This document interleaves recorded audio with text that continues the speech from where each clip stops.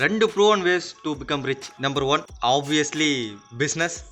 ஒன்று நம்ம பிஸ்னஸ் பண்ணுறதுக்கு ஏதாவது ஒரு ப்ராடக்டையோ இல்லை சர்வீஸையோ கஸ்டமர்ஸுக்கு கொண்டு போயிட்டு ஒரு பிஸ்னஸை பில்ட் பண்ணி அதில் மட்டுமே நம்ம ரீச் ஆக முடியும். இதை ஒரு ஆன்லைன் மூலயமாவும் பண்ணலாம், ஆஃப்லைன் மூலயமாவும் கொண்டு போகலாம். அது மட்டும் இல்லாமல் இப்போ இருக்கிற மாடர்ன் ஏராவில் நம்மளால் பிஸ்னஸ் பண்ணுறது ஈஸின்னு சொல்ல முடியாது, அதே மாதிரி ரொம்ப கஷ்டம்னு சொல்ல முடியாது, பட் சிம்பிள். ஸோ எல்லாருக்குமே ஆன்லைன் ப்ரெசன்ஸ் இருந்தால் போதும்.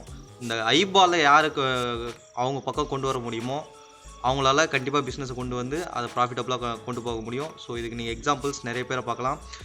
ராகுல் ப்ரோ இருக்கார், தருண் ஃபிட்னஸ் பார்க்கலாம், A2D இருக்காங்க. A2Dயே அவங்களோட பிசி ஃபேக்ட்ரி வச்சுருக்காங்க. அதாவது பிசி ஃபேக்ட்ரி மீன்ஸ் அவங்க பிசி பில்ட் பண்ணி மற்றவங்களுக்கு செல் பண்ணுறதும் it's a business. So business அப்படின்றது ஒரு 4 கஸ்டமராக இருந்தாலும் இந்த 4 பேருக்குமே நம்மளோட சர்வீஸையோ இல்லை ப்ராடக்டையோ நம்ம சேல் பண்ணுறது தான் பிஸ்னஸ். ஓகேங்களா? ஸோ அந்த பிஸ்னஸை நீங்கள் ஆன்லைனில் கொண்டு வரது மூலயமா ஈஸியாக நிறைய பேர் ரீச் அவுட் பண்ண முடியும். ஆஃப்லைனை கம்பேர் பண்ணும்போது ஆன்லைனில் சீக்கிரமாக பிஸ்னஸ் டெவலப் ஆகிறதுக்கு வாய்ப்புகள் அதிகம். ஸோ நம்பர் 1 வே பிஸ்னஸ். ஸோ பிஸ்னஸ் தான் மெயின் சோர்ஸ் அப்படின்னு சொல்லலாம். இந்த இதில் ரீச் அவுட் ஆகுது. But it has a flaws. இதுலேயும் இந்த ஒரு சில ஃப்ளாஸ்லாம் இருக்குது. பிஸ்னஸில் எல்லாராலையும் சக்ஸஸ் ஆக முடியுமா அப்படின்னு கேட்டிங்கன்னா டவுட் தான். ஸோ எல்லாருக்கும் பிஸ்னஸ் செட் ஆகும்னு சொல்ல முடியாது, செட் ஆகாமலும் போகலாம்.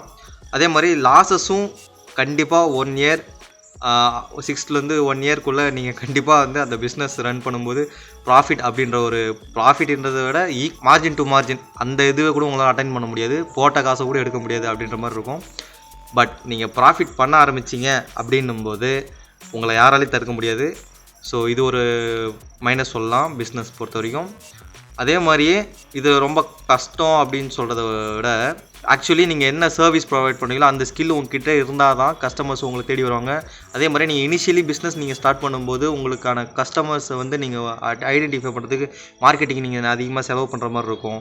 ஸோ இந்த மாதிரிலாம் இருக்கிறதுனால உங்களோட இன்வெஸ்ட்மெண்ட் அப்படின்றது கண்டிப்பாக பிஸ்னஸில் கொஞ்சமாக தேவைப்படும்.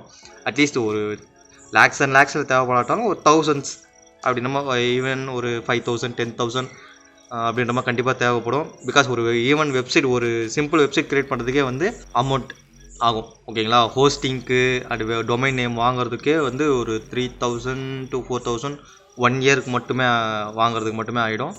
So business first way. And second way பார்த்தீங்கன்னா ஹெல்பிங் த பிஸ்னஸ், இன்வெஸ்டிங். ஓகேங்களா? அந்த இப்போது ஏதோ ஒரு பிஸ்னஸ் நடந்துகிட்ருக்கு. ஸோ அந்த பிஸ்னஸுக்கு நீங்கள் ஒரு ஹெல்ப் பண்ணுறீங்க. ஈவன் நீங்கள் ஒரு அமௌண்ட் போட்டு இன்வெஸ்டராகவோ ஹெல்ப் பண்ணுறீங்க, அட்லீஸ்ட் அப்படி இல்லைனா ஒரு கோஃபவுண்டராக இருந்து அந்த பிஸ்னஸை நீங்கள் ஹெல்ப் பண்ணுறீங்க அப்படின்னும்போது இது உங்களுக்கு ஒரு மிகப்பெரிய ரிச் ஆகிறதுக்கு அடுத்த வாய்ப்பாக இருக்கும். இப்போது இதை இந்த இன்வெஸ்டிங் அப்படின்றது யார் வேணாலும் பண்ணலாம். பிஸ்னஸ்ன்றது ஒரு அந்த நாலேஜ் இருக்கணும், அதுக்குன்னு ஒரு சர்டன் ரூல்ஸ்லாம் இருக்குது. ஸோ இந்த மாதிரிலாம் இருக்கும்போது பட் இன்வெஸ்டிங்கிறது யார் வேணால் பண்ணலாம். அவங்களுக்கு தேவை ஒரே ஒரு ஸ்கில் என்னென்னா கரெக்டான பிஸ்னஸை பிக் பண்ணி அதில் அமௌண்ட் இன்வெஸ்ட் பண்ணணும், வேறு எதுவும் தேவையில்லை. ஈவன் ஷேர் மார்க்கெட்டும் இந்த இன்வெஸ்டிங்குள்ளே வந்துடும். இப்போது ஒரு சிம்பிளாக சொல்ல போனால் யாரோ ஒரு ஃப்ரெண்டு, என்னோடய ஃப்ரெண்டு ஒரு நல்ல ஐடியாவோட வராங்கன்னு வச்சுக்கோங்களேன். ஒரு டீ கடை ஷாப்போ இல்லை ஒரு புது இன்னும் ஸ்டார்ட் அப்போட வராங்க அப்படின்னும் போது என்கிட்ட நான் அமௌண்ட் வச்சுருக்கேன்னும் போது நான் அவங்கக்கிட்ட அவங்களோட பிஸ்னஸ் நான் நல்லா அனலைஸ் பண்ணி அவங்களோட பிஸ்னஸ் நல்லா வளரும் அப்படின்னு நான் முடிவு பண்ணும்போது நான் இன்வெஸ்ட் பண்ணேன்னா அவங்களோட ப்ராஃபிட்டில் எனக்கும் பர்சன்டேஜ் வரும். நான் எந்த அளவுக்கு அவங்களோட ஷேர்ஸ் ஹோல்ட் பண்ணுறனோ பர்சன்டேஜ் ஹோல்ட் பண்ணுறனோ ஸோ அந்த அளவுக்கு எனக்கும் ப்ராஃபிட்ஸ் வரும். தென் இதுக்கப்புறம் பார்த்தோம்னா அதே மாதிரி ஷேர் மார்க்கெட்டில் நம்ம நிஃப்டி 50ஸோட டாப் கம்பெனிஸில் நம்ம இது பண்ணலாம். சென்செக்ஸோட டாப் கம்பெனிஸில் நம்ம இது பண்ணலாம். நிஃப்டி 100 இருக்க ஒட்டுமொத்த கம்பெனிஸ்லேயும் நம்ம இது பண்ணி நிஃப்டி 50 இந்த இண்டெக்ஸ்லேயே நம்ம யார் வேணாலும் இது பண்ணலாம். ஸோ ஈஸியஸ்ட் வே அப்படின்னு பார்த்தோம்னா இப்போ நீங்கள் ஒரு வேலைக்கு போயிட்டுருக்கீங்க, நான் என்னோடய கடைசி காலத்துக்குள்ளே பணக்காரர் ஆகணும், ஈவன் ரிச் மில்லியன்ஸ் அண்ட் மில்லியன்ஸில் நான் அமௌண்ட் வச்சுருக்கணும் அப்படின்னு நினச்சிங்கன்னா கண்டிப்பாக இன்வெஸ்டிங் தான் ஒரு பிக்கஸ்ட்டு வேன்னு சொல்லுவேன். ஏன்னா அது எல்லாராலையும் ஈஸியாக பண்ண முடியும், எல்லாராலையும் ஈஸியாக பண்ணிவிட்டு அந்த ஸ்டேஜ் அட்டைன் பண்ணவும் முடியும். பட் இது ரெண்டுத்துக்கும் ஒரே டிஃப்ரென்ஸ் என்னென்னா பிஸ்னஸ் நீங்கள் பண்ணிங்கன்னா ஃபஸ்ட்டு ஒரு 2 வருஷம் 3 வருஷம் கஷ்டப்பட்டாலும் உடனே அந்த ரீச் இருக்கும். ஒரு டைம் நீங்கள் பூம் ஆகிட்டீங்கன்னா அந்த பிஸ்னஸில் கண்டிப்பாக 2-3 வருஷத்துலேயே நல்லா ப்ராஃபிட் பார்த்துட்டு அந்த ஃபினான்ஷியல் ஃப்ரீடம் அப்படின்ற ஒரு விஷயத்தை நீங்கள் அட்டைன் பண்ணுவீங்க. பட் ஆனால் இன்வெஸ்டிங்கில் அது ஒரு லாங் டேர்ம். ஓகேங்களா? லாங் டேர்ம் கேம் அப்படின்னு சொல்லலாம். பிகாஸ் இந்த லாங் டேர்ம் கேமில் நீங்கள் எந்த அளவுக்கு நீங்கள் வந்து அதில் மும்புறமாக இருக்கீங்களோ அதாவது அமௌண்ட் இன்வெஸ்ட் பண்ணிகிட்டே இருக்கீங்களோ அதே மாதிரி எவ்வளோ இன்வெஸ்ட் பண்ணுறீங்கன்றதும் முக்கியம். இன்வெஸ்டிங்கில் நீங்கள் கம்மியாக போட்டிங்கன்னா கம்மியான ப்ராஃபிட்ஸ் தான் வரும். ஸோ இதுவே நீங்கள் அதிகமாக போட்டிங்க, இப்போ மந்த்லி 20,000 10,000 போட்டு இன்வெஸ்ட் பண்ணி வச்சுருக்கீங்கன்னா உங்களோட ப்ராஃபிட்ஸு அதாவது மார்க்கெட்டோட வேல்யூலாம் ஏற ஏற ஏற ஏற உங்களுக்கும் அந்த இது வரும். ஸோ இதுதான் பிஸ்னஸில் வந்து சீக்கிரமாக க்ரோத் ஆகணுன்னா பிஸ்னஸ் தான் ஒரே வழி.